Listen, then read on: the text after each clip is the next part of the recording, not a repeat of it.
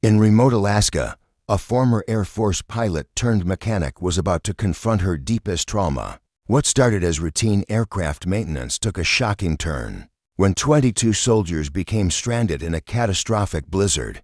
Zuri Hayden wasn't your typical civilian mechanic. For 5 years, she had hidden at Patterson's remote airstrip, haunted by a failed rescue mission that cost her squadron. When she encountered the desperate radio calls for help, she had no idea she was walking into the same nightmare that destroyed her career. Zuri made a choice that would force her back into the storm she'd spent years avoiding. Before we jump back in, tell us where you're tuning in from, and if this story touches you, make sure you're subscribed because tomorrow I've saved something extra special for you. The bitter February wind cut through Patterson's remote airstrip like a blade, carrying with it the promise of violence. Zuri Hayden pulled her wool cap lower over her ears as she worked, her breath forming crystalline clouds that dissipated almost instantly in the -30 air. The vintage Beechcraft Baron stretched before her like a sleeping giant, its twin engines gleaming under the harsh fluorescent lights she'd rigged in the hangar doorway. Her movements were precise, methodical, each bolt checked twice, every connection tested, the same routine she'd followed for 5 years now, since she'd first arrived at this godforsaken strip of tarmac carved out of the Alaskan wilderness. It was honest work, predictable work, work that kept her hands busy and her mind focused on things that made sense: torque specifications, fuel mixture ratios, electrical continuity, things that followed rules, things that didn't get people killed. The radio in the hangar crackled with the morning weather report. Arctic blast moving in faster than predicted. Came Jana Kim's crisp voice from the National Weather Service. Visibility dropping to near zero conditions. Winds gusting to 70 knots. All non-essential air traffic grounded until further notice. Zuri's wrench stilled against the cowling bolt. She'd heard that tone before, that particular combination of professionalism and barely contained alarm that meant someone, somewhere, was about to have a very bad day. She finished torquing the bolt and moved to the next, her practiced fingers working even as her mind cataloged the aircraft's systems. Oil pressure steady, fuel lines clean, electrical connections solid. The Baron wasn't young hell, it was older than she was, but it was sound, reliable, unlike some things. Zuri. Frank Patterson's voice cut through the wind as he emerged from the small office building that served as both terminal and operations center. Even at 62, the former Navy pilot moved with the controlled urgency of someone who'd spent decades making life-or-death decisions. His gray beard was already collecting ice crystals, and his weathered face carried an expression she'd learned to read over the years. Trouble. Yeah, boss. She didn't look up from her work, but her shoulders tensed almost imperceptibly. Got a call coming in. Military exercise went sideways about 40 clicks northeast. Helicopter down. The wrench slipped from her fingers, clattering against the concrete floor with a sound that seemed to echo forever. She bent to retrieve it, using the moment to compose herself. Helicopter down. The words triggered a cascade of memories she'd spent 5 years learning to suppress. Trust your instincts, Zuri, her brother's voice, as clear as if he were standing beside her. You've got the best hands I've ever seen on the stick. She straightened slowly, focusing on the solid weight of the tool in her hand. How bad? Don't know yet, but they're asking about civilian assets. Heavy weather's got their rescue birds grounded. Zuri nodded, not trusting her voice. She'd known this moment would come eventually. In a place like Alaska, where the weather could turn deadly in minutes, and the nearest help was often hundreds of miles away, everyone who could fly eventually got called to service. She just hoped it would take longer. The sound of approaching vehicles cut through the wind, multiple engines, heavy and official, through the hangar's open door. She watched as a convoy of olive-drab trucks pulled into the parking area, their headlights cutting through the gathering gloom. Military personnel began emerging, their movements crisp despite the brutal cold. Zuri's chest tightened. She recognized the way they moved, the way they automatically spread out to cover angles, the way the lead figure, a woman with colonel's eagles on her parka, surveyed the airstrip. With tactical eyes, these weren't re-echelon personnel. These were people who understood that lives hung in the balance. I'll be in the hangar, she said quietly, already backing away from the approaching group. Frank's weathered hand caught her arm gently. "Zuri, I'm not running," she said, though they both knew that wasn't entirely true. "Just let me finish the maintenance checklist. Baron needs to be ready for whatever comes next." He studied her face for a moment, then nodded. Frank Patterson might not know all the details of why his best mechanic had shown up 5 years ago with skills that far exceeded anything a simple airstrip required, but he understood broken wings. His own medical discharge from the Navy had taught him that some injuries went deeper than bone and sinew. The colonel was already talking to Frank, her voice carrying the kind of authority that came from years of making impossible decisions. "Colonel Sarah Mitchell, Joint Rescue Coordination. We need every aircraft capability assessment in this sector. Weather's got our rotary assets grounded, and we've got people who won't last through the night." Zuri retreated into the hangar, but the voices followed her. "How many civilians at the crash site?" Frank's question was professional, calm, training exercise. "Full platoon. 22 souls, plus aircrew." Mitchell's voice carried the weight of those numbers. "Multiple casualties. Weather windows closing fast. 22 souls." Zuri's hands stilled on the Baron's propeller. 22 people, just like the 17 she'd failed to save 3 years ago. Her squadron. Her responsibility. Her fault. The radio crackled again, this time with a different voice. Younger. Strained. "Airstrip control. This is Bravo 7. Actual, Staff Sergeant Morrison. We're secure at this time, but we've got wounded who need immediate evac. Repeat, we have critically injured personnel." Morrison's voice was steady, professional, but Zuri could hear the underlying tension. She'd used that same tone once, calling for help that never came, calling for a miracle while watching good people die in the snow. "Bravo 7. This is Patterson Airstrip." Frank's voice came through clearly. "We're coordinating rescue assets. Sit tight. Copy that. But be advised we've got a soldier with internal injuries. Doc says she won't make it through the night without surgery. Weather's getting worse by the minute out here." Francis Wolfe. Though Zuri didn't know the name yet, she could picture the soldier, young, brave, holding on with the kind of desperate courage that came from knowing others were counting on her survival. Just like the soldiers she'd left behind in another storm, another lifetime. Colonel Mitchell's voice cut through the static. "Patterson, what's your aircraft status? We need payload capacity, range, weather capability, everything you've got." Zuri heard Frank moving toward the hangar, his footsteps careful on the ice-slicked concrete. She knew what he was going to ask, knew what she was going to have to face. The Baron was the only aircraft on the strip capable of making that flight in these conditions, and she was the only pilot here qualified to fly it.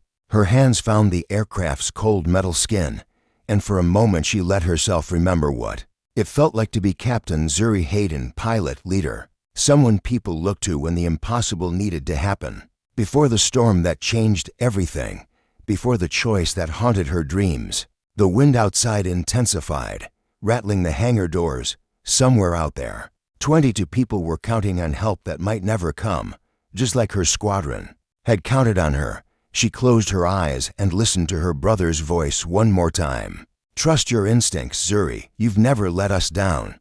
But she had, and now she had to decide whether she was brave enough to try again.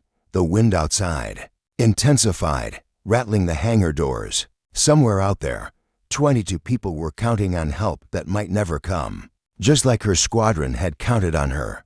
Zuri opened her eyes and found herself staring at the Baron's instrument panel through the cockpit window. The gauges were dark, lifeless, but she could see them in her mind's eye: altimeter, airspeed indicator, artificial horizon, the same configuration that had been burned into her memory 3 years ago, when everything went wrong.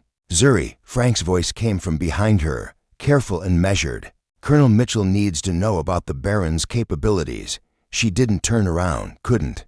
Instead, she ran her fingers along the aircraft's wing route, feeling for stress fractures that weren't there. "She's airworthy. Twin-engine reliability, de-icing systems functional. Range is 800 nautical miles with full fuel. She'll handle the weather if..." The words caught in her throat. If what? If the pilot doesn't screw it up. The radio crackled again.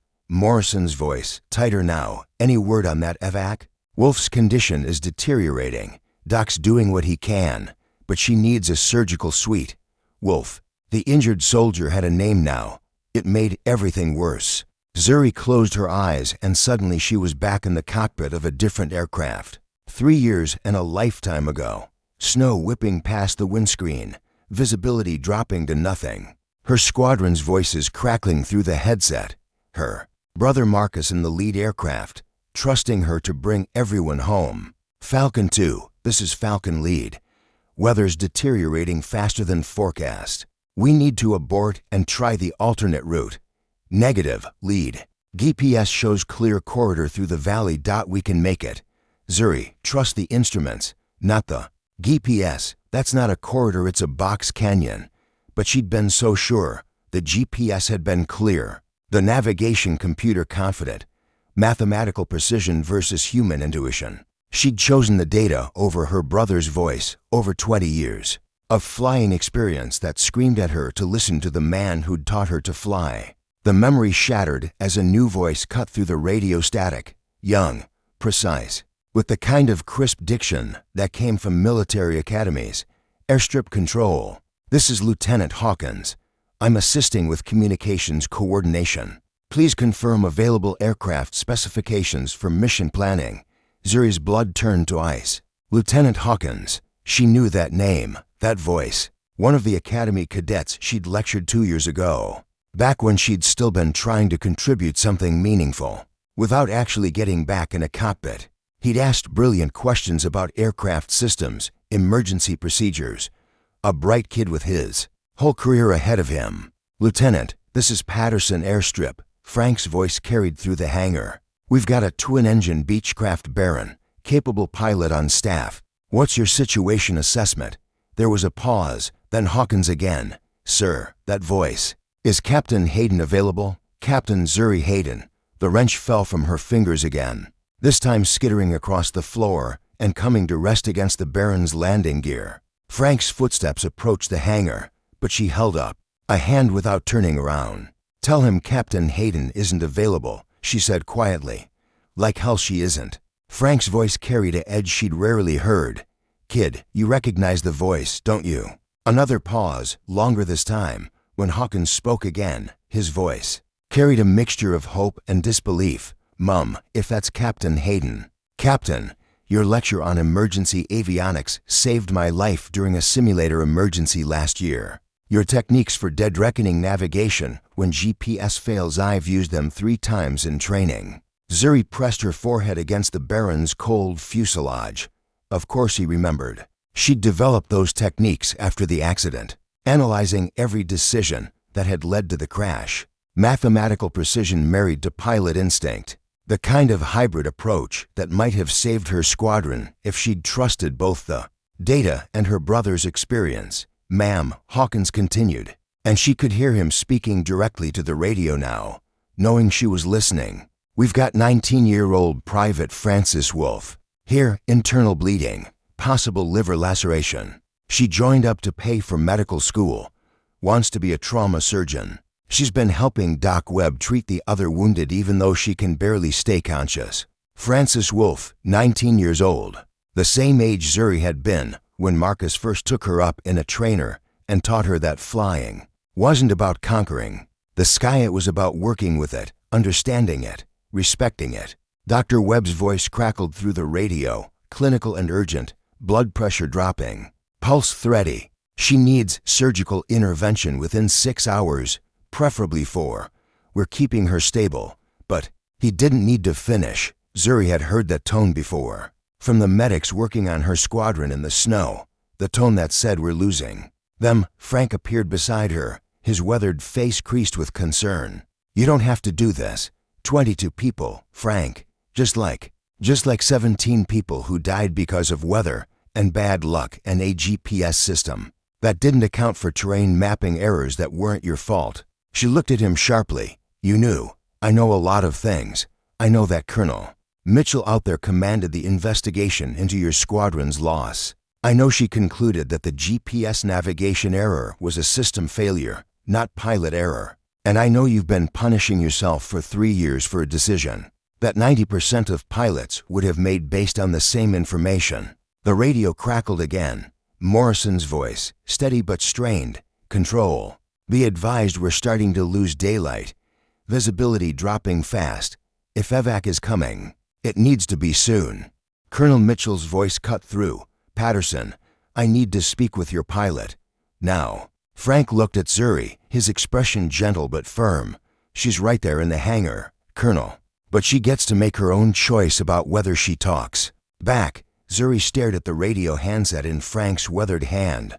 One conversation. That's all it would take to put her back in the world she'd walked away from.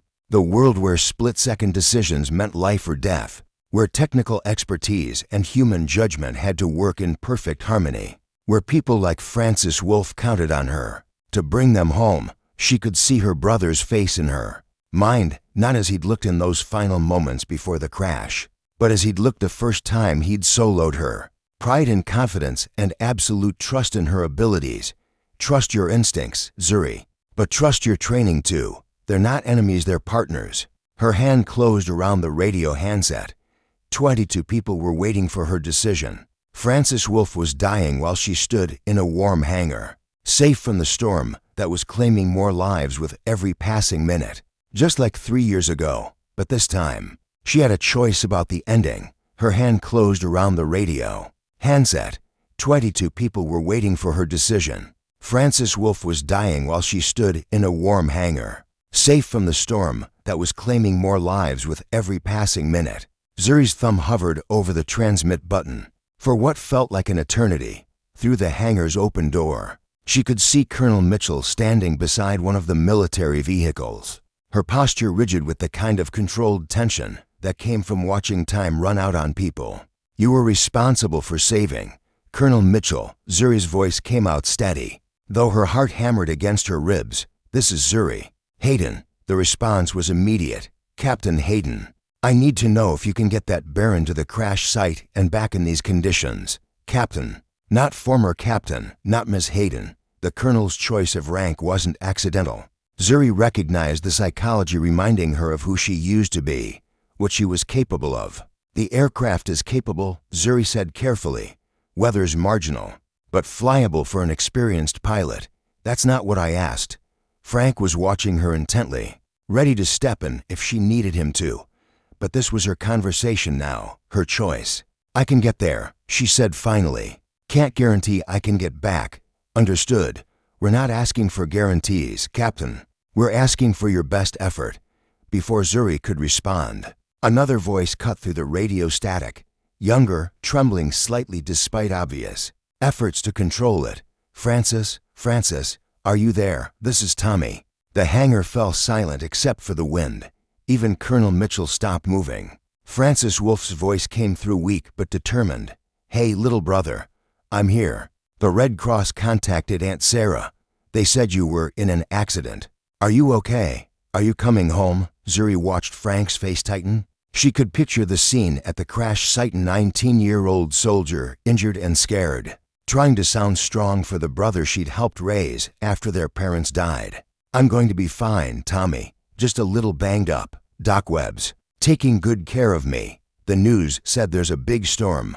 They said rescue might be. His voice broke. Hey, Francis said, and despite her injuries, her voice carried the kind of gentle authority that came from years of being the responsible one. Remember what I told you before I shipped out?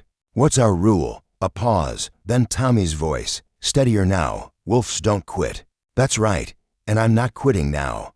There are good people working to get us home. You just focus on your calculus homework and stop watching the news. I love you, Francis. Love you too, little brother. See you soon.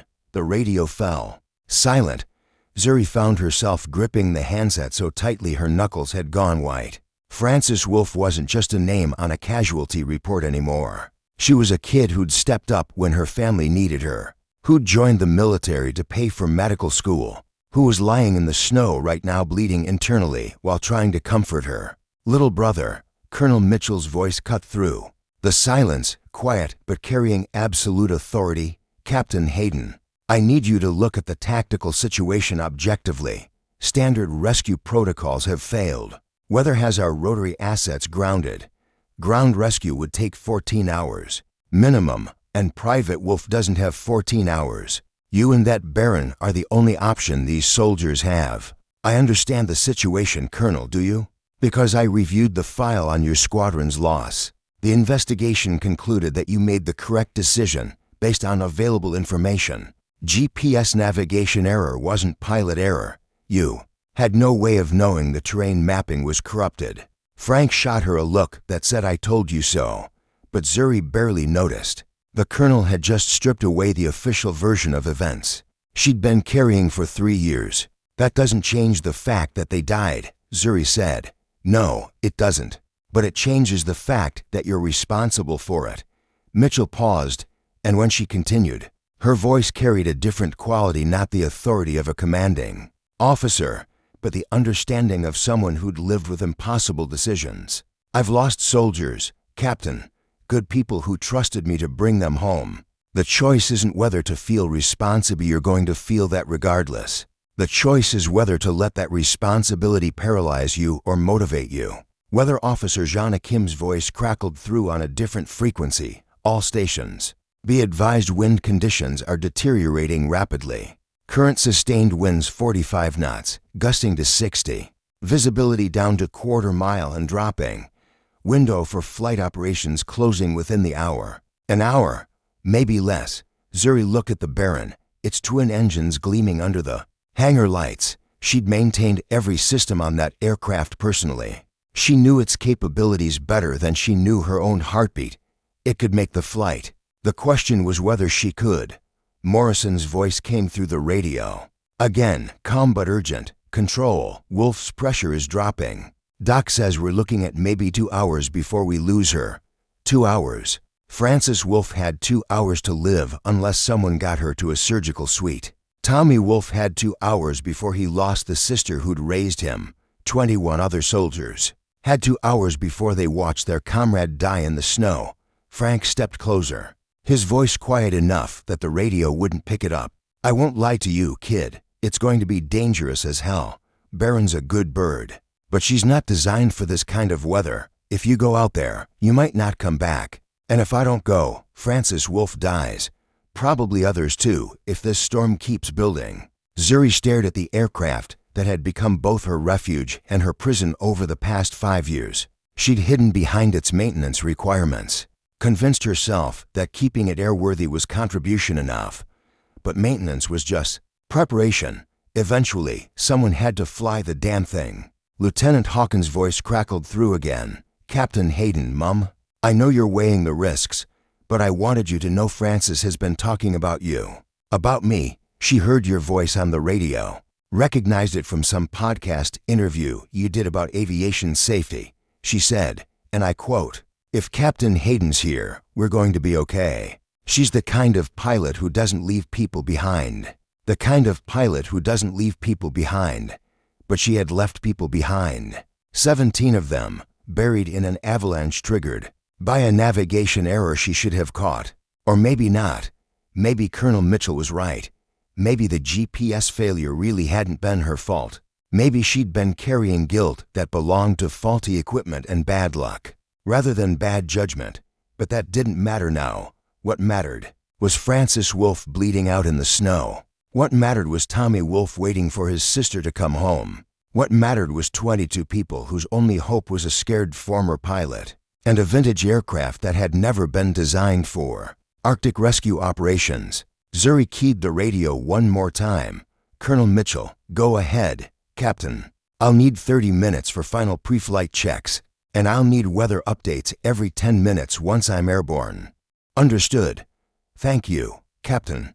Frank squeezed her shoulder. "You sure about this?" Zuri looked at the Baron, then at the storm raging outside the hangar doors. "No, but I'm doing it anyway, because sometimes the right choice and the safe choice weren't the same thing, and sometimes being a pilot meant flying into the storm instead of away from it.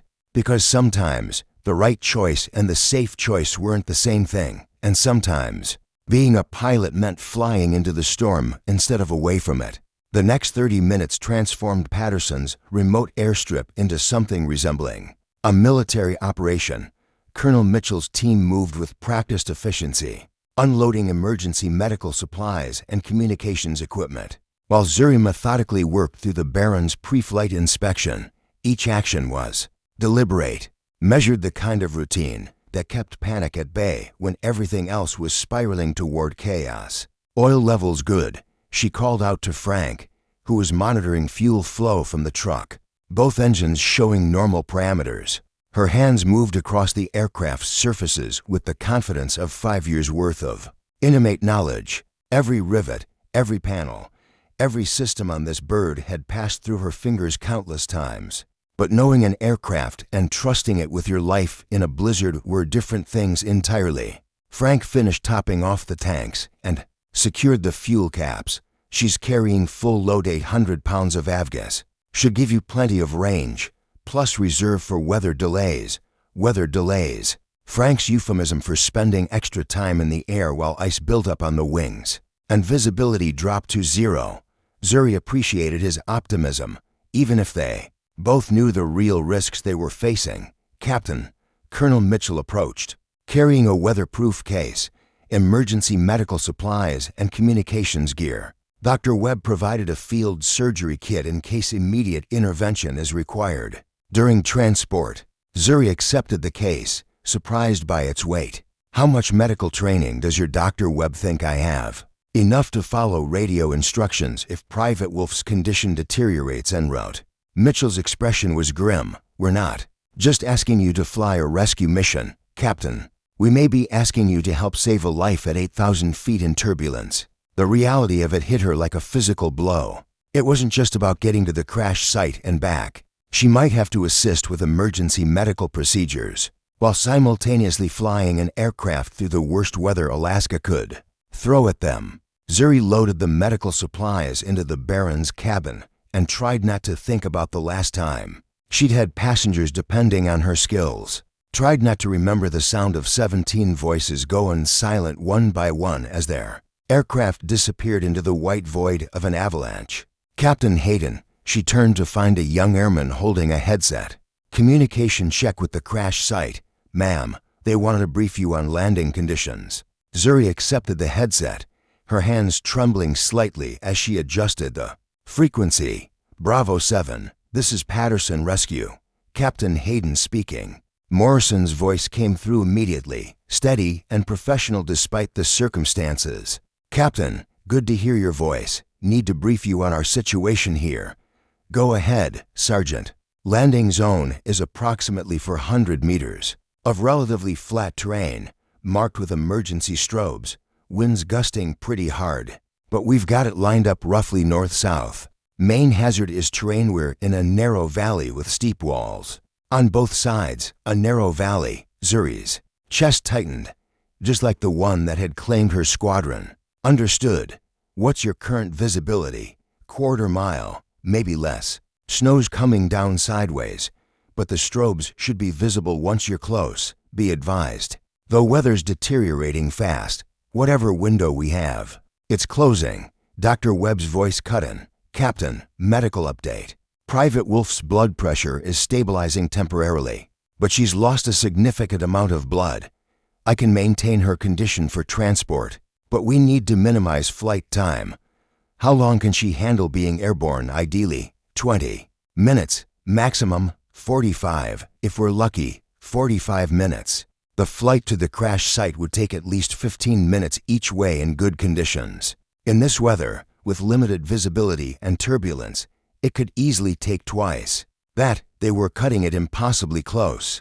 Zuri handed the headset back to the airman and walked to the Baron's cockpit. The pilot's seat looked exactly as she'd left it 5 years ago, adjusted to her height. Familiar controls within easy reach, but sliding into it now felt like stepping into a tomb.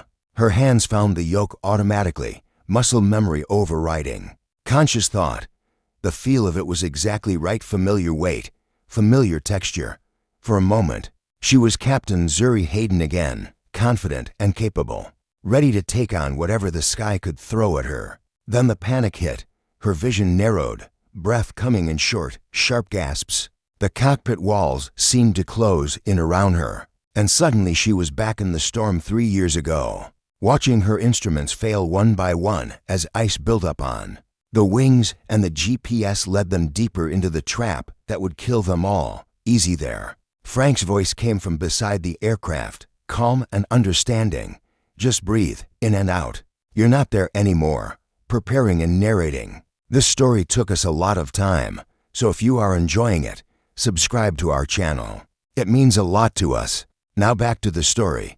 She forced herself to focus on his voice, on the present moment. This was the Baron, not a military transport. This was Alaska, not Afghanistan. Francis Wolff was not her brother Marcus. Better, Frank asked after her. Breathing steadied. Getting there, she ran her hands over the instrument panel, reacquainting herself with the layout. Frank, tell me about your crash. He was quiet for a moment, understanding that she needed to hear about someone else's failure before she could face her own. Again, naval aviator, 23 years. Flying cargo runs in the Pacific. Developed an irregular heartbeat, nothing dramatic, just enough to fail the medical exam. One day I was a pilot. The next day I was grounded permanently. How did you handle it? Badly, at first. Drank too much, felt sorry for myself, figured my life was over because I couldn't do the one thing I'd trained my whole life for. He paused, his weathered hands resting on the cockpit frame. Took me 2 years to realize that flying wasn't just about being in the cockpit. Sometimes it's about knowing when to trust someone else. To take the stick, Lieutenant Hawkins' voice crackled through the radio. Captain Hayden, I wanted to share something. Your lecture at the academy, you said that the difference between a good pilot and a great pilot wasn't skill or experience. You said it was the ability to trust your training even when everything else was falling apart. Zuri closed her eyes, remembering that lecture. She'd given it 6 months after the accident, still raw from the investigation, still questioning every decision she'd ever made in a cockpit. You also said, Hawkins continued, that the aircraft doesn't care about your fears or your past mistakes. It only cares about what you do right now in this moment. What you do right now in this moment. Zuri looked at the Baron's controls, at the familiar arrangement of switches and gauges that had become second nature. Over years of maintenance and preparation, the aircraft was ready. The weather was marginal but flyable. Francis Wolff was dying. The only variable left was her. Frank, she said quietly, I'm going to need you on the radio during the flight. Navigation backup, weather updates, anything that helps me stay connected to the ground. You got it, kid. And Frank, she looked at him directly now, meeting his eyes. If I don't make it back, you will. But if I don't, I need you to know that these 5 years, this place, it gave me back something I thought I'd lost forever. What's that? The ability to believe I could be useful again. Weather Officer Kim's voice cut through the radio. All stations, visibility dropping to 1/8 mile. Wind gusting to 70 knots. This is the last viable window for flight operations. Zuri started the Baron's engines, the familiar rumble vibrating through the aircraft's frame. All systems showed green. Oil pressure steady. Fuel flow normal. Electrical systems online. Francis Wolff had maybe an hour to live. 22 people were counting on her, and for the first time in 3 years, Captain Zuri Hayden was going flying. Patterson Tower, this is Baron to 7 Charlie, ready for takeoff. Roger, to 7 Charlie. Wind 040 at 60, gusting to 70. Cleared for takeoff. Bring them home. Bring them home. The same words her brother had said 3 years ago, just before everything went wrong. This time, she was going to find a way to make them true. This time, she was going to find a way to make them true. Zuri pushed the throttles forward, feeling the Baron's twin engines respond with a deep, reassuring rumble. The aircraft began its roll down the snow-swept runway, ice crystals pelting the windscreen like bullets. At 60 knots, she pulled back on the yoke, and the Baron lifted off into the teeth of the Alaskan storm. The transition from ground to air was immediate and violent. The moment the wheels left the tarmac, the aircraft was seized by winds that seemed determined to tear it apart. The Baron pitched and yawed like a living thing fighting for its life, and Zuri's hands worked constantly on the controls, making minute adjustments to keep them climbing through the turbulence. 27 Charlie, Patterson Tower, radar contact, climb to 4000, heading 060.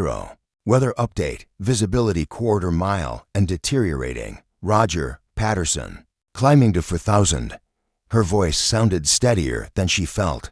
The artificial horizon gyrated wildly as the aircraft fought through layers of turbulence, and she forced herself to trust the instruments rather than the lying sensations in her inner ear. Ice began forming on the windscreen almost immediately. Zuri activated the de-icing systems, watching as heated elements cleared narrow strips of visibility through the accumulating frost.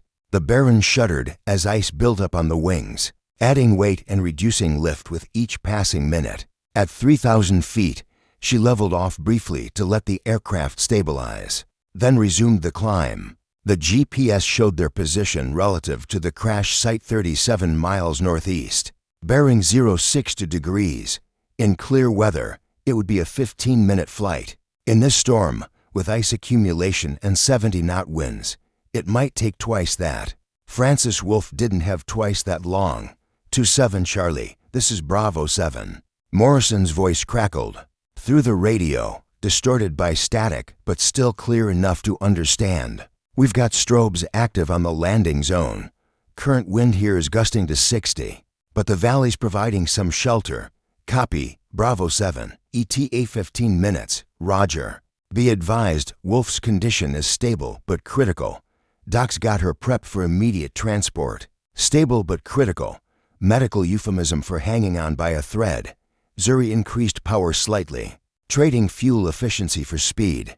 The Baron's engines responded smoothly, their steady vibration a comforting constant in the chaos of the storm. A memory surfaced unbidden, her brother's voice during her first solo flight in bad weather. When you can't see where you're going, trust your instruments. When your instruments fail, trust your training. When your training isn't enough, trust your instincts. And when all else fails, trust the aircraft to do what it was designed to do.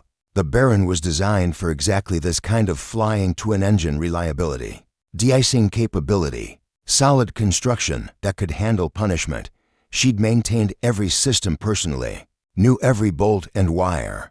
If any aircraft could punch through this storm and bring people home, it was this one. At 4,000 feet, she leveled off and trimmed the aircraft for cruise flight.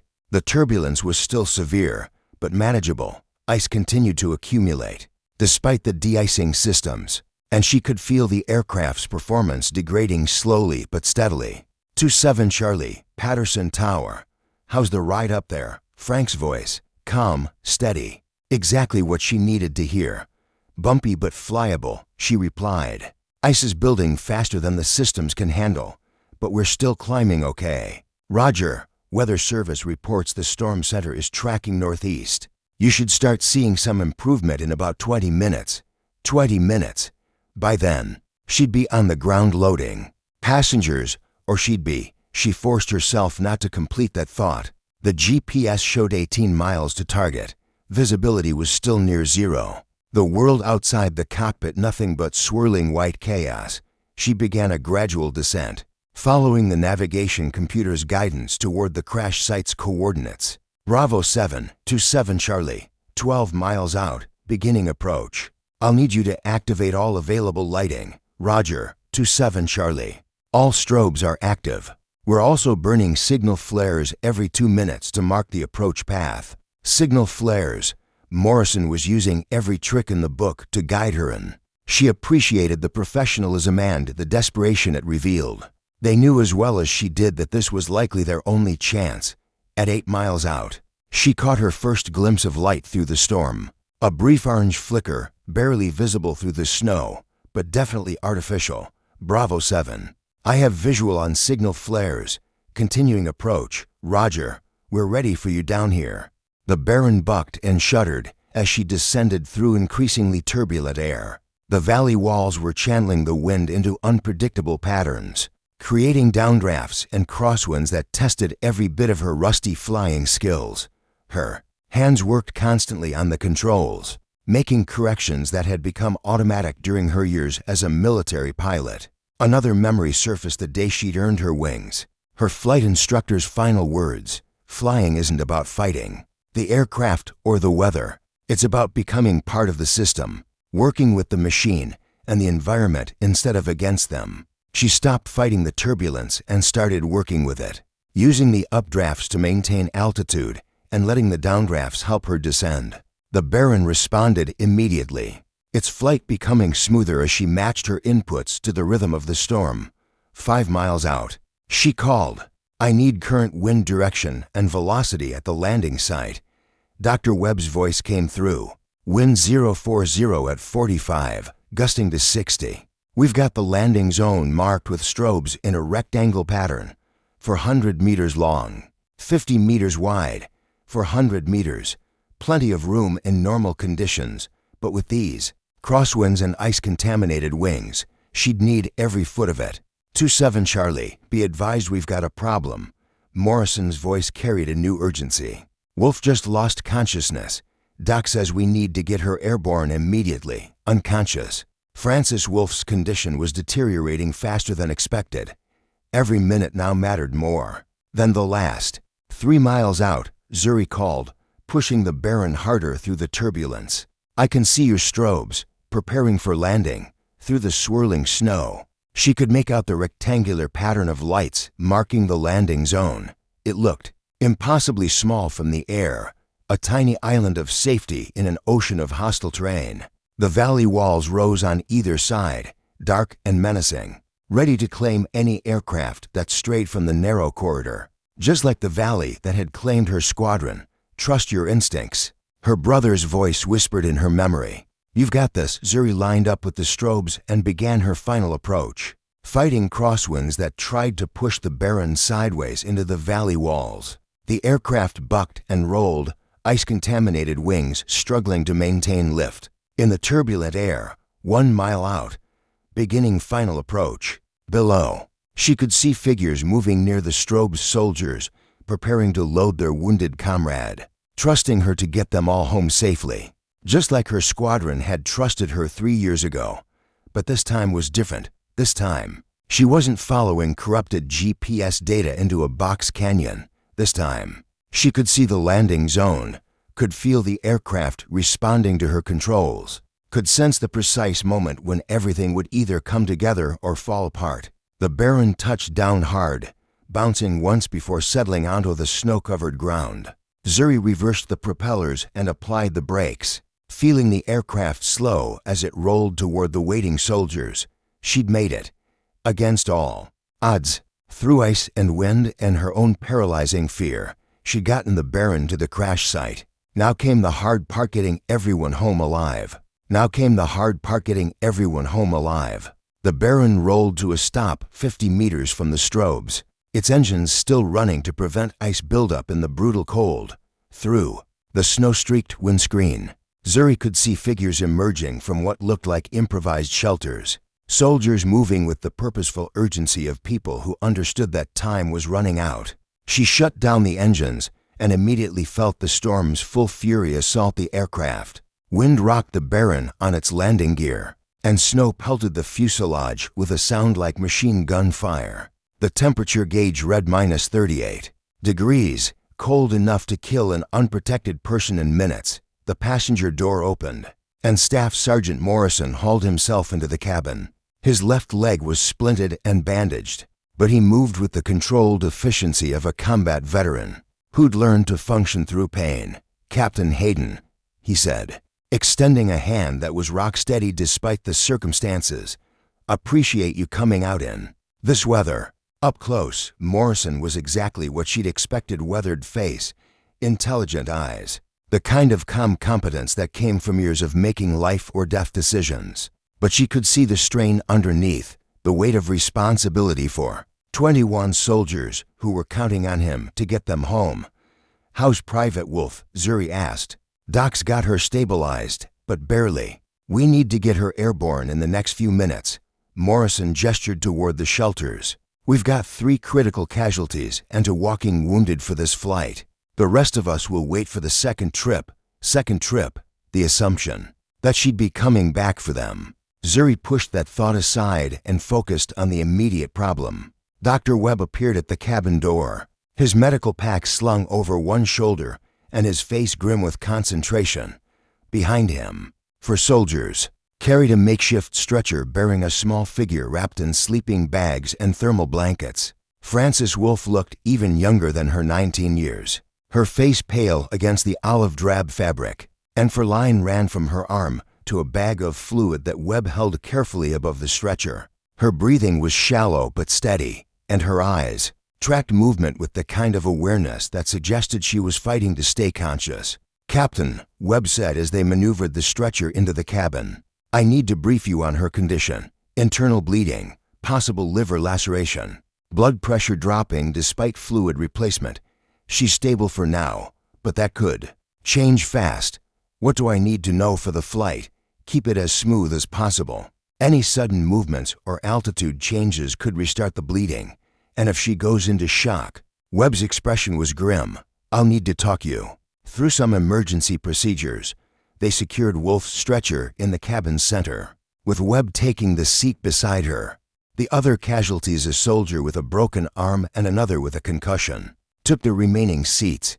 Morrison squeezed himself into the co-pilot's seat, his injured leg stretched awkwardly in the cramped space.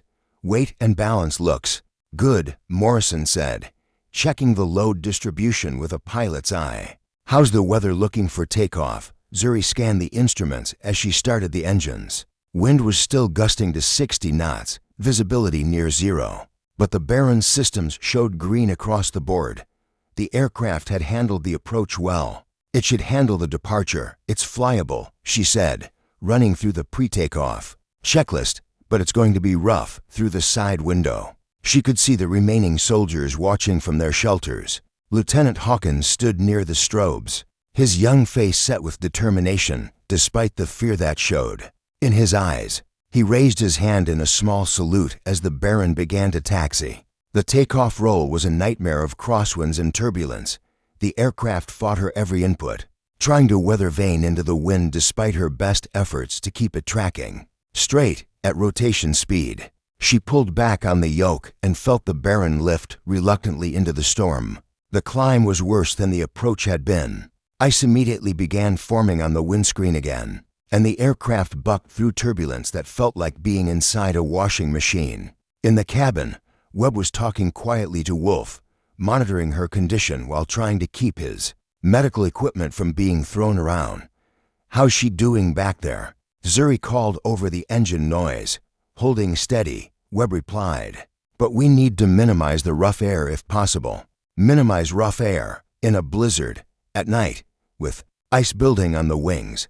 Zuri almost laughed at the impossibility of it, but she forced herself to focus on what she could control. She found a slightly smoother air layer at 6,000 feet and leveled off, trading altitude for reduced turbulence.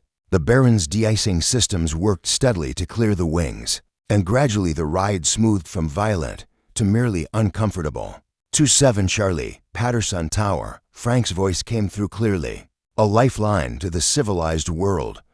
"How's the passenger load?" 5 souls on board, 1 critical. At 12 minutes. "Roger, we've got medical standing by and the runway cleared. Weather's starting to improve slightly, visibility up to half a mile." Half a mile. It seemed like a vast improvement after the near-zero conditions at the crash site. Zuri began a gradual descent, following the GPS back toward Patterson's beacon. Behind her, she could hear Webb talking Wolfe through some kind of breathing exercise, his voice calm and professional despite the circumstances. Morrison was monitoring the radio, coordinating with the ground crew for the emergency landing procedures they'd need. "Captain," Wolfe's voice was weak but clear, "is this going to work?" Zuri turned slightly in her seat, meeting the young soldier's eyes. She saw determination there, and fear, but also a kind of trust that was almost heartbreaking. "Frances." Wolfe believed that her pilot would get her home safely, just like her squadmate Hawkins had said. "It's going to work," Zuri said, surprised by the confidence in her own voice. "We're almost there." And for the first time in 3 years, she actually believed it. The Baron cut through the storm like it was designed for exactly this purpose. Its twin engines providing the reliability she needed and its de-icing systems keeping them airborne. Despite the brutal conditions, This wasn't her brother's transport aircraft, heavy and sluggish and dependent on systems that could fail. This was her aircraft, maintained by her hands, flown with skills she'd earned through 20 years of aviation experience. The storm was still dangerous. Ice was still building on the wings. Frances Wolfe was still bleeding internally. And there were still 17 soldiers waiting at the crash site for her to come back for them. But for the first time since the accident, Captain Zuri Hayden felt like a pilot again. 10 miles out, she called to Frank. Request priority landing, medical emergency. Roger, 27 Charlie. You're cleared straight in, runway 27. Bring her home. Bring her home. This time, she was going to do exactly that. Bring her home. This time, she was going to do exactly that. The approach to Patterson's airstrip was a study in controlled chaos. Wind shear caught the Baron at 800 feet, dropping them 50 feet in seconds before Zuri could compensate with power. Behind her, she heard Dr. Webb's sharp intake of breath and the metallic clink of medical equipment shifting. Despite the restraints, sorry, she called back, fighting to maintain the approach angle as another gust tried to push them off the center line. Almost there. Wolfe's pressure is dropping, Webb reported, his voice tight with concern. We need to get her to surgery fast. The runway lights appeared through the snow like a string of pearls in the darkness, perfectly aligned but seeming impossibly narrow given the crosswinds. Zuri made constant corrections, her hands working the controls with muscle memory that transcended conscious thought. The Baron touched down hard, bounced once, then settled onto the runway with a squeal of tires on snow-covered asphalt.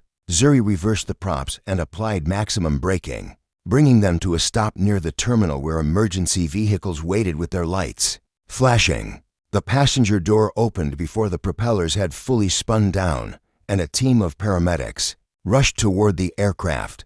Dr. Webb was already briefing them as they transferred Frances Wolfe from the improvised stretcher to a proper gurney. 19-year-old female, internal bleeding, possible liver laceration. Webb's voice carried the clipped precision of a medical handoff. Blood pressure 90/60, pulse 120. She's had 2 units of saline, and she's been stable for the flight. But we need surgical intervention immediately. Zuri watched through the windscreen as they loaded Wolfe into the ambulance, the young soldier's face pale but determined even, as the medical team worked around her. Just before the ambulance doors closed, Wolfe turned her head and gave Zuri a small thumbs up. That simple gesture hit harder than any thank you could have. This wasn't just about piloting skills or aircraft capabilities anymore. It was about people trusting her to do the impossible and actually managing to pull it off. Morrison appeared at the cockpit window as the medical teams dispersed. Captain, we need to talk about the second flight. The second flight. 17 soldiers still stranded at the crash site, including Lieutenant Hawkins. The storm was still raging. Ice was still building, and she'd just flown the most challenging approach of her career. Every rational instinct told her to wait for conditions to improve. But rational instincts hadn't saved Frances Wolfe. What's the situation? She asked. Weather's getting worse at the site. Visibility dropping, wind increasing. If we don't go soon, we might not be able to get back in there at all. Colonel Mitchell approached, her expression grim. Captain, I need to be direct with you. Weather Service is reporting that this storm system is intensifying beyond original forecasts. We may be looking at our last viable window for extraction. Last viable window. Military speak for this as it succeed now or people die. Frank appeared beside the aircraft, his weathered face creased with concern. Zuri, you don't have to do this. Baron's been through enough stress for one night. So have you. She looked at the aircraft's instruments, all still showing green despite the punishment they'd endured. Oil pressure steady, engines running smoothly, de-icing systems functioning. The Baron was ready for another flight, even if she wasn't. Sure she was. How long do we have? She asked Mitchell. Weather officer estimates maybe 40 minutes before conditions become completely unflyable. After that, we'll have to wait for the storm to pass. And how long will that take? Mitchell's pause told her everything she needed to know. Potentially 12 to 18 hours. 18 hours. No one could survive 18 hours in these conditions without proper shelter and supplies. Morrison had done an excellent job keeping his people alive so far, but they were already at the limits of their endurance. The radio crackled with Hawkins' voice from the crash site. Patterson control. This is Bravo 7 actual. We're starting to see structural failure on our shelters, winds tearing them apart. Structural failure. Their improvised shelters were collapsing in the storm. Soon, 17 soldiers would be completely exposed to conditions that could kill them in minutes. Zuri made her decision with the same instinctive certainty that had made her a good pilot before the accident taught her to second-guess everything. Fuel her up, she told Frank. Full tanks. I'm going back. Zuri, Frank. She turned to face him, and he saw something in her expression that made him step back. Those are my people out there. My people. She hadn't used that phrase in 3 years. Hadn't thought of anyone as her responsibility since the accident. But somewhere between Francis Wolf's thumbs up and Hawkins' voice reporting shelter failures, 17 strangers had become her squadron. Again, the refueling took precious minutes they didn't have. Zuri used the time to run an abbreviated pre-flight inspection, checking for ice damage and ensuring all systems were still operational. The Baron had performed flawlessly on the first flight, but aircraft had limits, and she was pushing this one well beyond its design parameters. Morrison climbed back into the co-pilot seat, his injured leg clearly causing him pain, but his expression determined. You're not going alone, Captain. You're injured. I'm functional. And those are my soldiers. He gestured toward the radio. Besides, someone needs to coordinate the pickup. 17 people in a Baron that's certified for 6 passengers is going to require some creative loading. Creative loading. Morrison's euphemism for potentially dangerous overloading that could compromise the aircraft's performance and safety margins. But they were already so far outside normal safety parameters that a few more risks wouldn't make much difference. Colonel Mitchell appeared at the cockpit window. Captain, final weather update. Visibility at the crash site is down to 50 meters, wind gusting to 80 knots. This is beyond marginal. This is dangerous. Understood. I'm not ordering you to make this flight. I can't order a civilian to undertake a mission this risky. Zuri started the engines, their familiar rumble providing comfort in the chaos. You're not ordering me, Colonel. I'm volunteering. Frank's voice came through the radio as she began, taxiing toward the runway. To -7 Charlie, be advised the weather isn't improving. You sure about this? She thought about Francis Wolf's determination, about Hawkins waiting in the storm, about 17 soldiers whose only hope was a scared former pilot and an aging aircraft that had already done more than anyone had a right to ask. Patterson Tower, 27 Charlie ready for takeoff. Roger, 27 Charlie. Wind 040 at 70, gusting to 85. You're cleared for takeoff. Godspeed. Zuri pushed the throttles forward and felt the Baron accelerate. Into the teeth of the storm, the aircraft lifted off reluctantly, fighting every foot of altitude as ice immediately began forming on the wings again. But this time, she wasn't fighting the storm alone. Morrison was beside her, coordinating with the crash site. Frank was on the radio, providing navigation assistance. Colonel Mitchell was managing the ground operation. And somewhere in her memory, her brother's voice was reminding her that the best pilots weren't the ones who never faced impossible situations. They were the ones who found ways to make the impossible work. 17 souls, Morrison said quietly, as they climbed through the turbulence. 17 people counting on us to bring them home. 17 people, just like the squadron she'd lost 3 years ago. But this time, she had experience. This time, she knew what failure felt like. And this time, she was determined to write a different ending. Part 8, the flight home. And this time, she was determined to write a different ending. The second approach to the crash site was a nightmare that made the first one look routine. Visibility had dropped to nearly zero, and the wind was now gusting beyond anything the Baron was designed to handle. Ice accumulated on the wings faster than the de-icing. Systems could clear it, and the aircraft fought her inputs like a living thing trying to escape. 2 miles out, Zuri called, her voice steady despite the chaos around them. I can barely see the strobes. Morrison was coordinating with the ground team through the radio static. Bravo 7. We're on final approach. Have everyone ready. For immediate loading. Hawkins' voice crackled back, nearly drowned out by wind noise. Roger. All personnel standing by. Be advised, we've lost 2 of our shelters completely. Everyone's exposed now. Exposed. 17 soldiers standing in -40 wind, waiting for an aircraft that might not be able to land in these conditions. Zuri forced herself to focus on the instruments, trusting the Baron's systems when her eyes couldn't penetrate the swirling white chaos outside. The landing was controlled violence.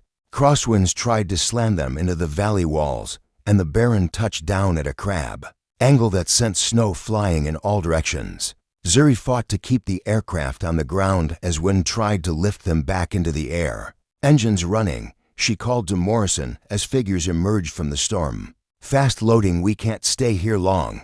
The passenger door opened, and soldiers began pouring into the cabin with military efficiency. No wasted movement, no hesitation. These were professionals who understood that speed meant survival. Hawkins was the last one aboard, personally ensuring that every one of his soldiers was accounted for. His young face was red with cold, but his eyes carried the satisfaction of a leader who'd brought his people through hell. 17 souls, plus crew, he reported to Morrison. We're at max capacity. Max capacity was an understatement. The Baron was carrying nearly twice its certified passenger load, with soldiers packed into every available space. The aircraft's center of gravity was shifted far aft, and the added weight would severely compromise performance. How's she handle? Morrison asked as Zuri ran through the takeoff checklist. We're about to find out. The takeoff roll seemed to last forever. The overloaded Baron struggled to accelerate, and Zuri had to use every foot of the improvised runway to reach rotation speed. When she finally pulled back on the yoke, the aircraft lifted reluctantly, its climb rate pathetically slow. Positive rate, she called, retracting the landing gear. Climbing. Barely. The Baron wallowed through the air like a wounded bird, fighting for every foot of altitude. Ice continued to build despite the de-icing systems, and the engines were working at maximum power just to maintain level flight. At 3,000 feet, disaster struck. The left engine began running rough, its RPM fluctuating wildly as ice disrupted the air intake. Zuri's hands moved instinctively to the engine controls, adjusting mixture and power settings to compensate. Left engine's ingesting ice, she reported to Morrison. Still producing power, but it's unstable. Can we make it back on one engine if it fails? Zuri looked at the performance charts in her mind, calculating weight, altitude, and single engine capabilities. The numbers weren't good. Not at this weight. We'd need to lighten the load. The unspoken implication hung in the air. There was no cargo to jettison. The only weight they could shed was people. Hawkins' voice came from the cabin. Captain, if you need volunteers to jump, I'll go first. Nobody's jumping, Zuri said firmly. We're all going home together. But even as she said it, she knew they were in serious trouble. The left engine was getting worse, and ice was building faster than the systems could handle. The Baron was running out of altitude, speed, and options. That's when she heard her brother's voice, as clear as if he were sitting beside her. When you can't climb over the weather, sometimes you have to go under it. Under it. Zuri looked at the altimeter, 3,000 feet and barely maintaining. Below them was rough terrain, but also potentially calmer air. The storm was a surface phenomenon, fed by the interaction between warm and cold air masses. Closer to the ground, there might be less turbulence and ice. I'm descending, she announced. Into the terrain, Morrison asked. Into smoother air. The valley floor is at 1,500 feet. If I can get us down to 2,000. We might find better conditions. It was a desperate gamble. Lower altitude meant less margin for error, but it might also mean the difference between making it home and crashing in the wilderness.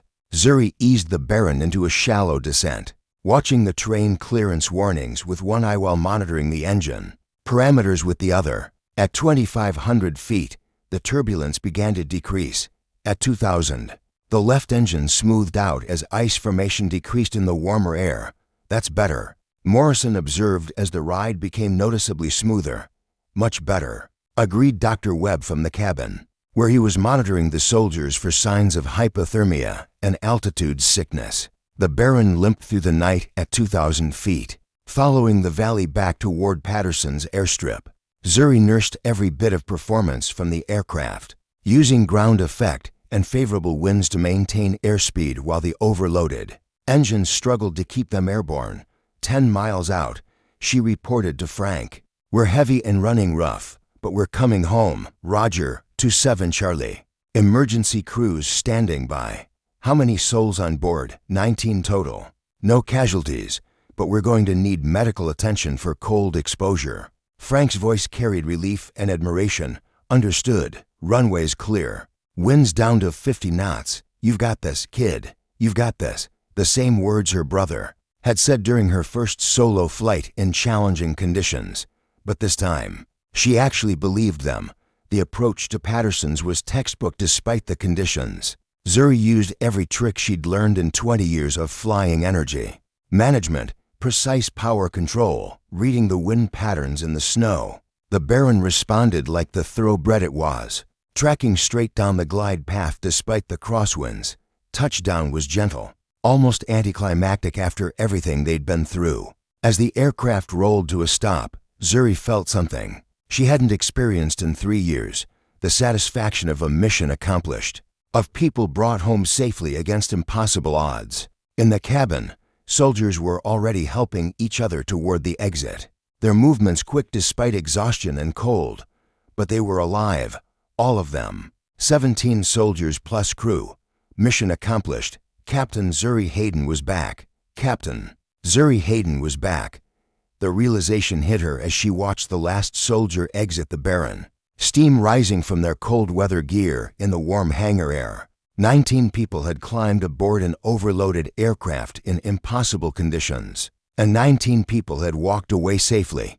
For the first time in 3 years, she'd faced the storm and won. Frank appeared at the cockpit window, his weathered face split by a grin that seemed to take years off his age. "Hell of a thing. Captain, hell of a thing. Captain, not Zuri, not kid. Captain." The title felt foreign after years of avoiding it, but also strangely comfortable, like putting on an old jacket that still fit perfectly. "How's the bird?" she asked, running her hands over the instrument panel one final time before shutting down the engines. "She'll need a thorough inspection, but from what I can see, she's solid. You flew her well." Through the windscreen, Zuri could see the controlled chaos of the medical response. Paramedics were checking each soldier for hypothermia and frostbite, while Colonel Mitchell coordinated with various military personnel who'd arrived during the night. It looked like a small army had descended on Patterson's remote airstrip.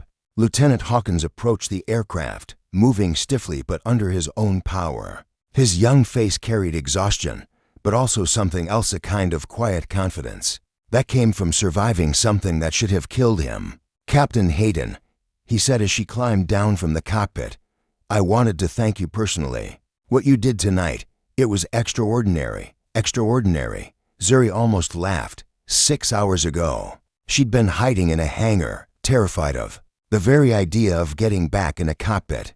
Now she was being called extraordinary by a young officer who'd trusted her with his life and the lives of his soldiers. "You would have done the same thing," she said. "Maybe, but I didn't have to." "You did." Hawkins paused, seeming to choose his words carefully. "Captain, I hope you know that what happened 3 years ago, it wasn't your fault. Everyone in the military aviation community knows that. The only person who didn't seem to know it was you." Before she could respond, Dr. Webb appeared beside them, no longer the calm medical professional she'd flown with, but showing the exhaustion and relief of someone who just helped save lives under impossible circumstances.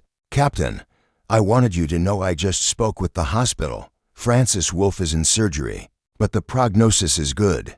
The surgeon said that getting her there when you did probably saved her life." Francis Wolf, the 19-year-old who'd joined the Army to pay for medical school, who'd helped treat other wounded soldiers even while bleeding internally herself.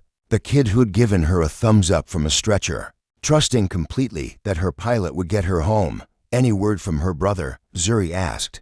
Tommy's on his way to the hospital. Should be there when she gets out of surgery. Webb smiled. The first genuine smile she'd seen from him all night. He wanted me to tell you that wolves don't quit, and neither do the people who save them. Colonel Mitchell approached, her expression thoughtful rather than triumphant. Captain Hayden, I need to speak with you. Privately, they walked to a quiet corner of the hangar, away from the medical personnel and celebrating soldiers. Mitchell's demeanor was different now, less commanding officer, more colleague.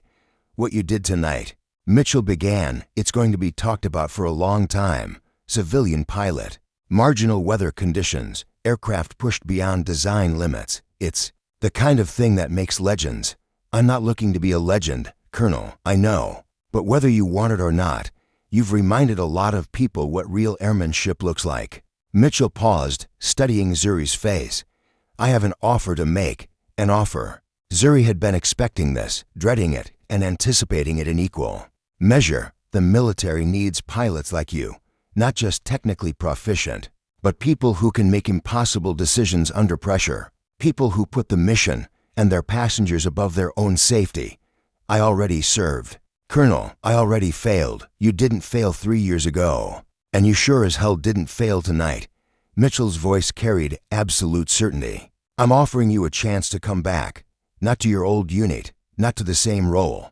I'm talking about a position with joint rescue coordination, search and rescue operations, civilian and military. The kind of flying where your experience tonight would be invaluable. Search and rescue. The kind of flying that saved lives instead of taking them. The kind of mission where her mistakes 3 years ago could become wisdom, where her trauma could become strength. I need time to think about it, Zuri said. Of course, but don't take too long. The world needs pilots who can do what you did tonight. Frank appeared beside them, having obviously been waiting for the conversation to end. Colonel, if you don't mind, I'd like a word with my pilot. My pilot. Frank's possessive tone made it clear he wasn't ready to give her up without a fight. Mitchell nodded and walked away, leaving them alone in the corner of the hangar. Frank studied Zuri's face for a long moment before speaking. She offered you a job. Yes, and you're considering it. It wasn't a question. Frank knew her well enough to read the conflict in her expression. I don't know, Zuri said honestly. 6 hours ago, I couldn't imagine getting back in the cockpit. Now I've flown to rescue missions in the worst weather I've ever seen, and I'm wondering if maybe I've been hiding long enough. Frank nodded slowly. You've been a good mechanic, Zuri, best I've ever had.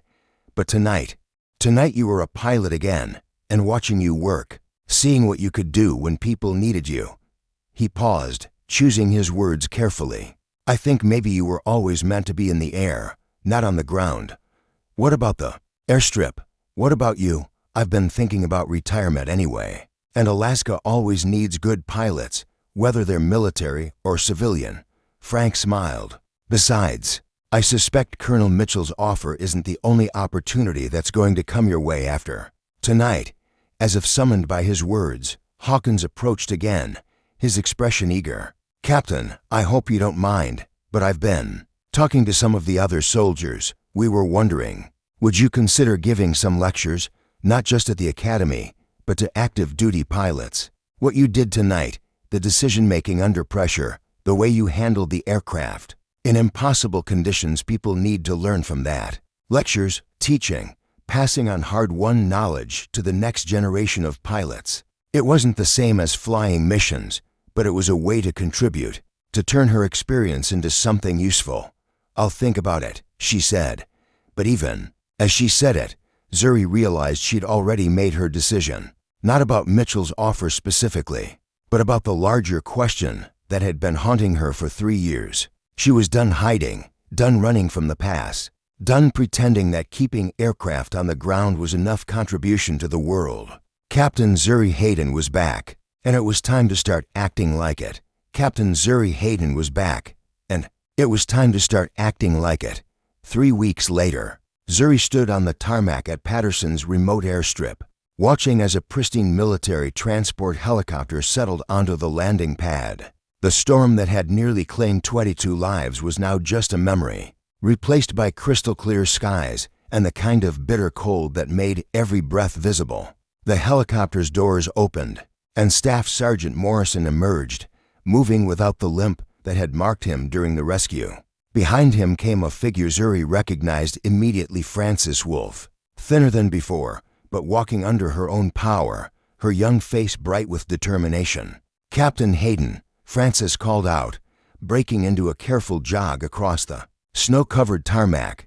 "I can't believe I'm finally getting to thank you properly." The embrace was warm and fierce, carrying all the gratitude that couldn't be expressed in words. When they separated, Zuri saw that Frances was wearing a new uniform, Insignia Medical Corps training wings. "I heard you got accepted to the Army's Physician Assistant Program," Zuri said. "Full scholarship, with a guarantee of surgical rotation." Frances grinned.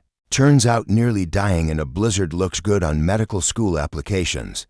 "Who knew?" Morrison approached more slowly, his expression carrying the kind of respect that passed between professionals who'd shared something extraordinary.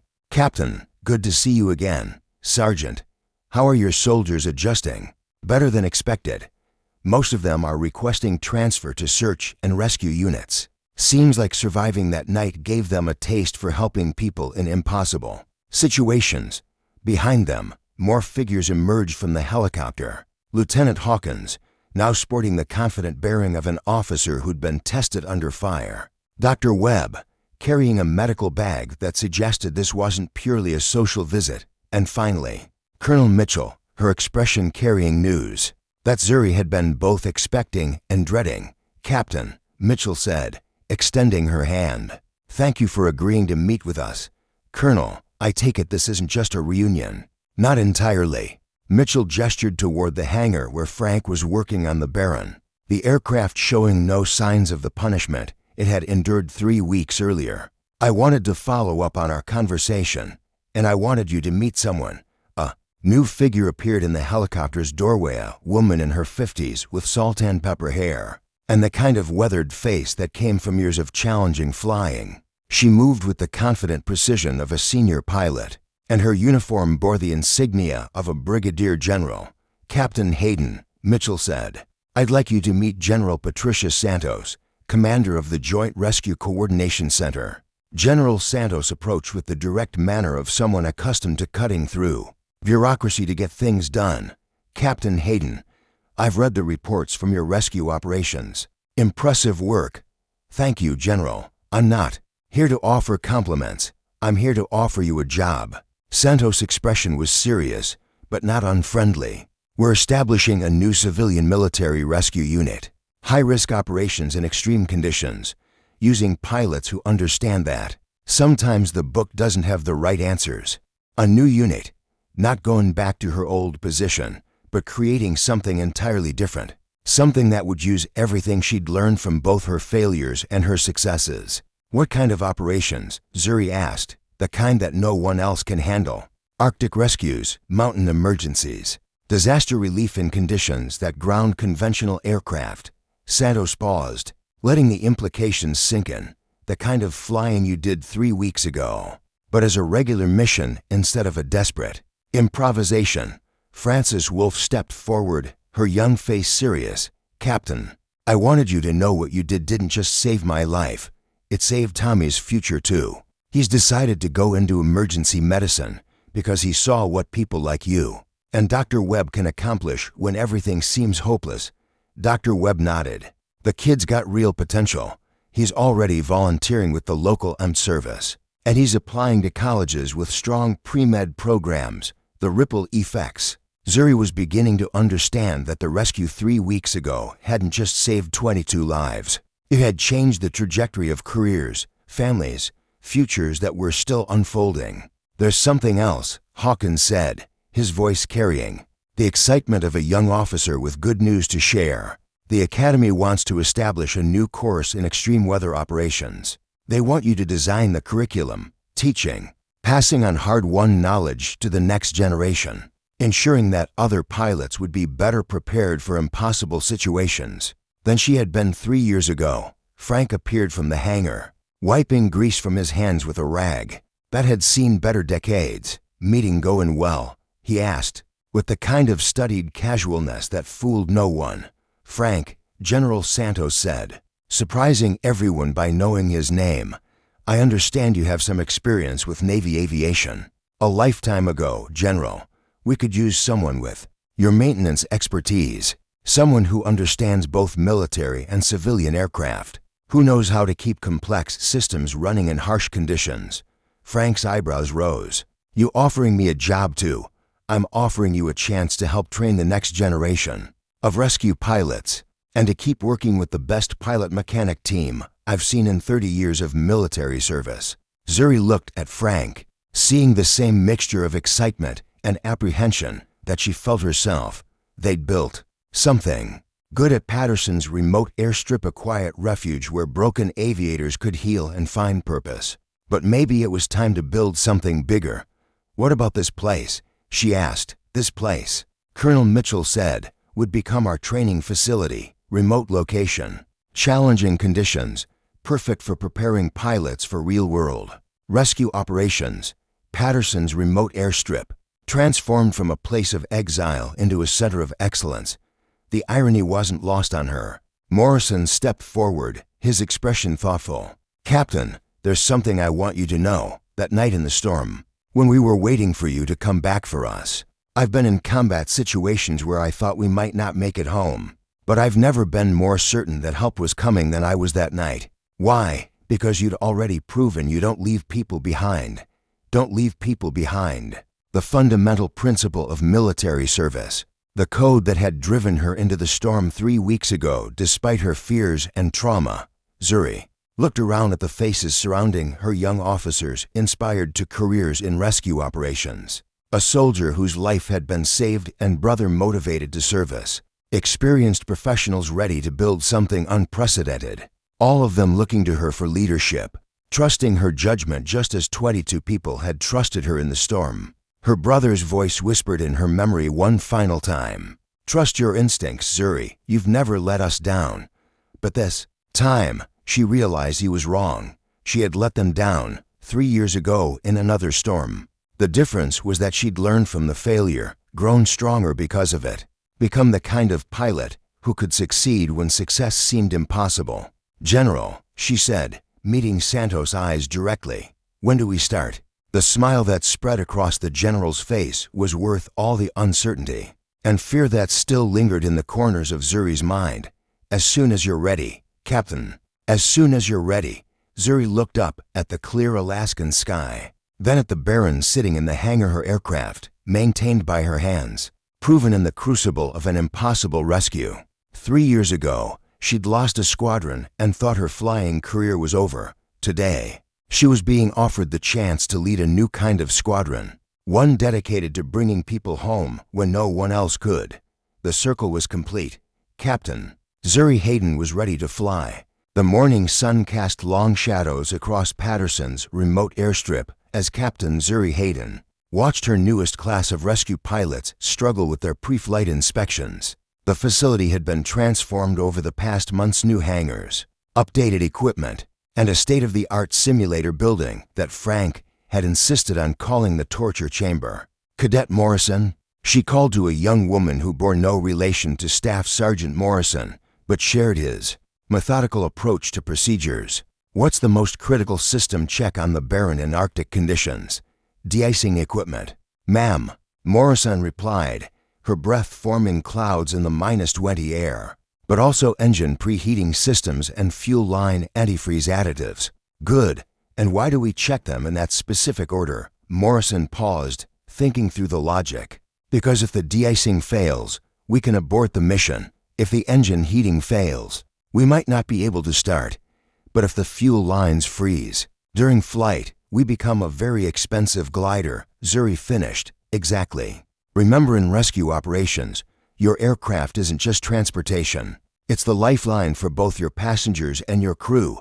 The 8 cadets in this class represented the first graduates of what had officially become the Extreme Weather Rescue Training Program. They came from different backgrounds: military pilots seeking specialization, civilian aviators drawn to search and rescue, even a few former commercial pilots looking for more meaningful work. What they shared was the willingness to push aircraft and themselves to the limits of capability. Lieutenant Sarah Chen, a former Air Force transport pilot, raised her hand. Captain, how do you decide when conditions are too dangerous to attempt a rescue? It was the question Zuri had been expecting, the one that cut to the heart of everything she'd learned in the past 3 years. You don't, she said simply. You evaluate risk versus necessity. Someone stranded on a mountain in clear weather? We can wait for optimal conditions. Someone bleeding out in a blizzard? We find a way to make it work. She gestured toward the Baron, now bearing the insignia of the Joint Rescue Coordination Center, alongside Patterson's original logo. This aircraft has been pushed beyond its design limits more times than I can count, but it's still here because we respect its capabilities while understanding its limitations. Frank emerged from the main hangar, carrying a steaming mug of coffee, and wearing the grin that meant he'd been listening to their conversation. Tell them about the margin of error, Captain. Zuri nodded. Frank had become her unofficial co-instructor, his decades of maintenance experience providing the technical foundation that complemented her operational knowledge in normal flying. We build in safety margins, she explained. Good weather, light loads, conservative fuel planning. In rescue operations, we operate at the edge of those margins. That doesn't mean we're reckless, it means we're precise. Cadet Williams, a former helicopter pilot transitioning to fixed-wing rescue work, looked puzzled. How do you train for precision at the edge of safety margins? By gradually expanding your comfort zone under controlled conditions, Zuri replied. Frank, want to tell them about today's exercise? Frank's grin widened. Simulated engine failure during approaching crosswinds, ice accumulation scenarios, navigation with partial instrument failure. And that's just the morning session. The cadets exchanged glances that mixed excitement with apprehension. They'd all heard stories about the training program's intensity, but experiencing it was different from hearing about it. Before we begin, Zuri said, her tone becoming more serious, I want you to understand something. Every exercise we do, every skill we develop, exists for one purpose: bringing people home. Not just the people we rescue, but each other. She paused, thinking of Frances Wolf, who was now excelling in her medical training and had visited the facility just last week. The young woman's recovery had been complete, her determination to become a trauma surgeon stronger than ever. 3 weeks ago, I got a call from Dr. Wolf. Some of you might remember her from the case studies we've discussed. She's completed her emergency medicine rotation and will be graduating next year. She wanted me to know that she's planning to specialize in wilderness medicine, working with rescue teams in remote locations. Lieutenant Chen smiled. The ripple effect, exactly. Every person we save goes on to save others. Every skill we master enables someone else to come home to their family. That's the weight of responsibility we carry, and it's also the source of our strength. The radio in the operations building crackled to life. Jana Kim from the Weather Service with the morning briefing. Patterson Training Center, current conditions, temperature -22. Winds northwest at 35 gusting to 50. Visibility 3 miles and blowing snow. Perfect training weather. Perfect training weather. 6 months ago, those conditions would have seemed impossible. Now they represented the kind of challenge that prepared pilots for the real emergencies they'd face in the field. All right, Zuri announced, feeling the familiar surge of anticipation that came before challenging flying. Time to see what you've learned. Williams, you're first up. Engine failure scenario at pattern altitude. As the cadets began their exercise preparations, Zuri felt a presence beside her and turned to see General Santos approaching, her expression carrying the satisfaction of someone watching a successful program exceed expectations. How are they progressing, Captain? Better than I expected, Zuri replied honestly. They're starting to think like rescue pilots instead of just pilots who happen to do rescue work. Good, because we've got 3 more facilities requesting this program and a waiting list of pilots who want the training. 3 more facilities. The program was expanding beyond Patterson's, spreading the knowledge and techniques they'd developed to rescue units across the country. It was more than Zuri had ever imagined when she'd first accepted Santos' offer. Captain, General Santos continued, there's something else. The International Association of Search and Rescue is requesting a presentation on your training methods. They want to adapt the program for mountain rescue units in Europe. International recognition. Zuri thought about how far she'd come from the broken pilot hiding in an Alaskan hangar, afraid to touch an aircraft's controls in the distance. She could hear Williams running through his pre-flight checks, his voice steady and confident as he prepared for the simulated emergency. Behind him, the other cadets watched intently, learning from observation as much as from their own hands-on experience. "Tell them yes," she said to Santos. "It's time to share what we've learned." As the first training flight of the day took off into the challenging Alaskan morning, Zuri felt the deep satisfaction that came from purpose fulfilled. She was no longer just a pilot who'd survived failure, she was an instructor, creating the next generation of aviators who would push the boundaries of what was possible. When lives hung in the balance, the sky stretched endlessly above Patterson's, filled with promise and challenge in equal measure. And Captain Zuri Hayden was exactly where she belonged. Up next, you've got two more standout stories right on your screen. If this one hit the mark, you won't want to pass these up. Just click and check them out. And don't forget to subscribe and turn on the notification bell so you don't miss any upload from us.